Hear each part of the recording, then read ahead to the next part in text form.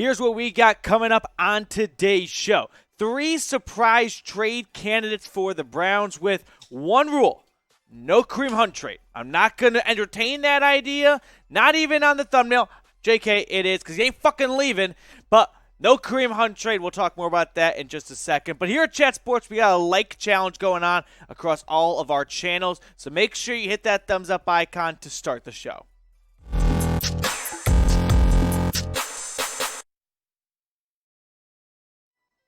What's going on, Browns fans? Welcome into the Cleveland Browns Report by Chat Sports. Matthew Peterson here in the dog days of June. So let me just start off by saying shout out to you watching right now, because you are a diehard real fan if you're keeping up with the team even in the month of June and July. But 3 trade candidates with one rule, like I said, no Kareem Hunt trades. All right. Now, if someone were to call the Browns and offer a first-round pick, yes, I would not be stupid and decline that.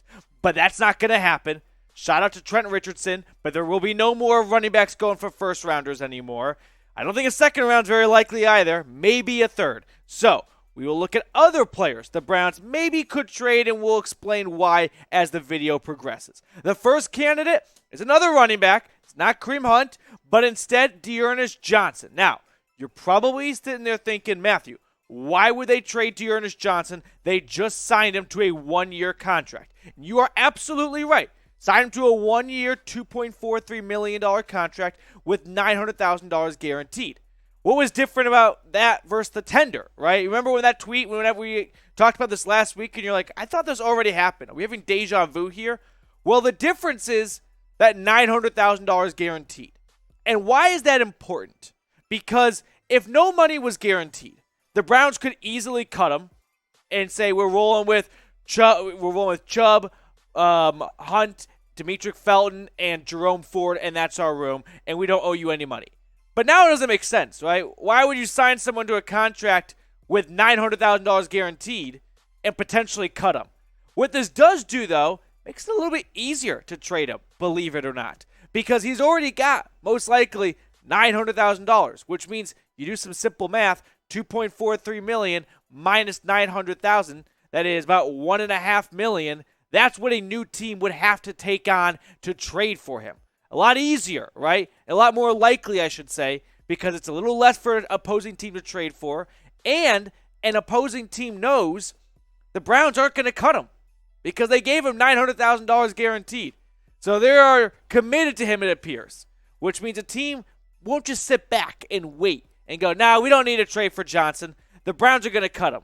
Not anymore. It looks like they would hold on to him, which would be some reverse psychology to maybe make a trade happen. So D'Ernest Johnson, as we know, is one of the most underrated running backs in the NFL.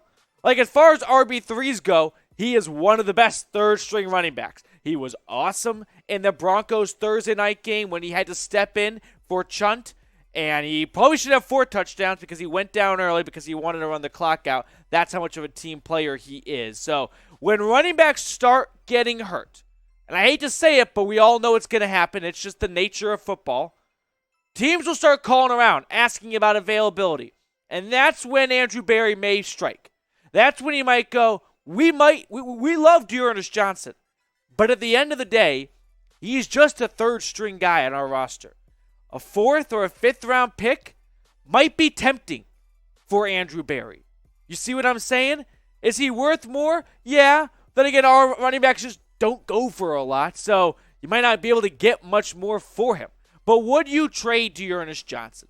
T for trade or K for keep? Let me know down below. I'm very curious what the poll result will be from this, because I could see it going 50-50-ish, but probably 60-40 to keep versus trade. Next trade candidate is Demetric Felton. We're not just going to do running backs, don't worry, but this one just kind of makes too much sense not to include. I feel bad for Demetric Felton. The guy was probably watching, sitting on his couch watching the draft and going, okay, they don't need to take a running back because they've already got Chubb, Hunt, and myself on the roster. Well, then they drafted Jerome Ford. And it's like, okay, now we're kind of a little full. We're at capacity. Well, then they put that the tender on D'Ernest Johnson beforehand, actually. And then they just recently signed him to that contract. And all of a sudden, you've got 5 running backs who all have a legitimate case to make the roster, plus Stanton, your fullback. John Kelly's not even bad, but he's just not going to have a chance. Felton probably has the most to prove during minicamp and into training camp. You see what I'm saying? Like, the guy wasn't like a second-round pick or anything. He was a sixth-round pick, a gadget player out of UCLA. But we're talking about him a ton because all of a sudden this running back room is at capacity. And you don't really know where Felton could fit in.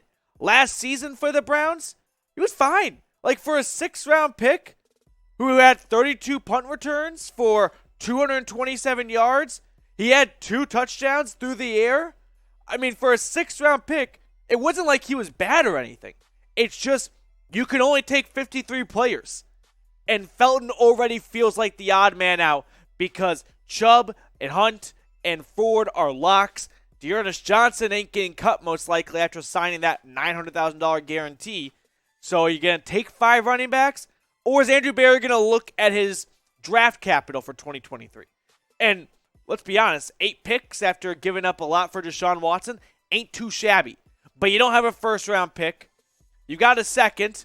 You'll see how early or late that may be. But maybe he wants to pick up another day 3 pick, package it together, and try to move into day 2, because he's only got a second and a third. That's going to be a third. That's going to be a comp pick, which means it's going to be after pick 64, so later on in the draft. Honestly, you're not going to get much for Demetric Felton, right? You bought him for a 6th round. You're going to sell him for probably around a 6th round. You see what I'm saying? Like, did he look good his rookie season? Sure. So if the injuries happen and all of a sudden a team like the Ravens, for example, is down 2 running backs, you might have him by the balls a little bit and go, hey, if you want a running back, you can take Demetric Felton for a 5th. Yeah, we know we got him for a 6th, but you don't have many other options. I appreciate everyone that clicked onto today's show to make it a part of your day, because if you are keeping up with this team in the offseason in June and July, you're a diehard Browns fan, right? You're not checking out after the season is over. And if that is you, which it sounds like it is, you are in the right spot. Make sure you subscribe today. Join the channel, one of the fastest growing dog pounds on YouTube, I like to say, by hitting that big red button. Third and final trade candidate, not running back. We're going to the linebacker room. Opposite side of the football, Sione Takitaki. Why are we trading a 3rd round pick who went to BYU and is so-so on the depth chart? Well, because this day and age, you're not seeing a lot of big linebacker sets, okay? And if you look at Takitaki's career, it hasn't been a bad career. Has it been a bit disappointing for a 3rd round pick? Yeah. But could you get something for him? Yes, you definitely could. We'll look at more stuff on this in just a moment. But we've got an awesome deal going on with our friends at Fanatics. Get a custom jersey, as producer Marshall likes to say. Pick any name, any player, or do a custom one. Put it on the back, because put your hand up if you have a Baker Mayfield, an Odell Beckham Jr., or a Jarvis Landry jersey. That is just not going to cut it anymore. So that way you're not spending, $150 on a jersey. You can maybe save a little bit by going to chatsports.com/Browns shirt. Getting back to our 3rd and final trade candidate, though, Sione Takitaki. He's entering the final year of his contract. He's got a base salary of $965,000. I point that out because at this point, if he were to be traded, that's what a team would be taking on. So from a two-way street, right, point of view, it takes 2 to tango. If another team wanted to trade for him, they wouldn't have to have a ton of cap space. It'd be relatively easy to move him from one roster to another. We also see Joe Woods, a lot like a lot of other NFL defensive coordinators this day and age, are running a lot of 3 safety sets, extra DBs on the field. As teams pass him more, you need more athletic guys on the field. So I'm guessing majority of the linebacker snaps will go to JOK and Anthony Walker, right, / Jacob Phillips if he has a good offseason and that 3rd rounder can finally make a push for a starting job. But I just see this could be a player that the Browns feel, hey, it's not that he's a bad player or anything like that. We just don't need this many linebackers. And if we can get an extra pick because we're trying to recoup some after the Deshaun Watson trade, we'll have to pull the trigger on that. Here are the 3 trade candidates we went over today. Dearness Johnson, Demetric Felton, and Sione Takitaki. If you had to pick someone to trade, who would it be? Put the jersey number for the player you would trade away down below in the comment section. It's fun to play fantasy football, fun to play Madden, it's fun to play GM, and start making trades happen. I'm feeling that there will be some roster move at the running back position. Whether it's Demetric Felton is just cut, doesn't make the practice squad. I'm guessing before that they would try to stash him on the practice squad, but decent chance he'll get picked off from there. Maybe they trade Johnson. We're not going to talk about 27. We're not going to talk about trading him today. Just not going to happen. So I think there's just something that's going to happen. I used to say all 5 will make the roster. That's a lot of bodies for one position. It doesn't seem very likely. Make sure you follow me on Twitter, by the way, at Matthew Petey. If you enjoyed today's show, I greatly appreciate that and would welcome your support and your following over on Twitter at Matthew Petey. That sounded weird. I'm not recruiting you to LDS, okay? We're just talking about Twitter here, at Matthew Petey.